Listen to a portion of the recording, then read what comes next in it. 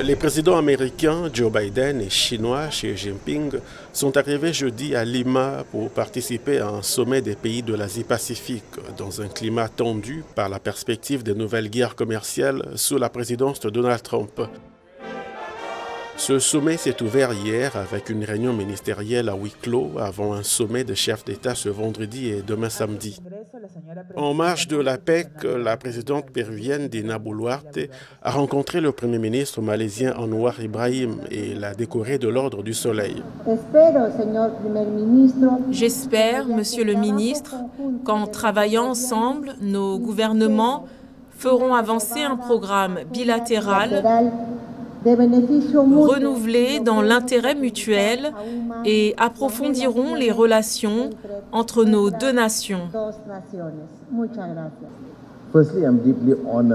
Un honneur dont le Premier ministre malaisien s'est réjoui. Il y voit d'ailleurs un potentiel dans le renforcement de la coopération des deux pays. Nous voyons un immense potentiel dans le renforcement de notre coopération à travers l'investissement et la promotion des intérêts du Sud global.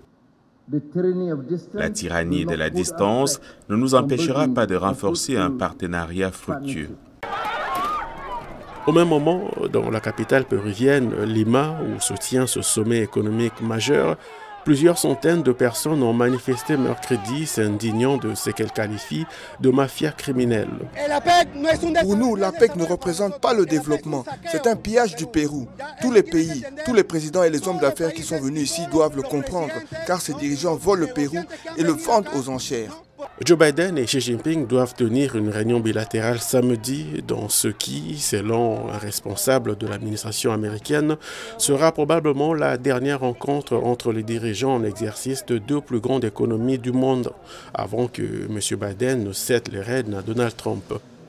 Le Japon, la Corée du Sud, le Canada, l'Australie et l'Indonésie, entre autres, participeront également au sommet.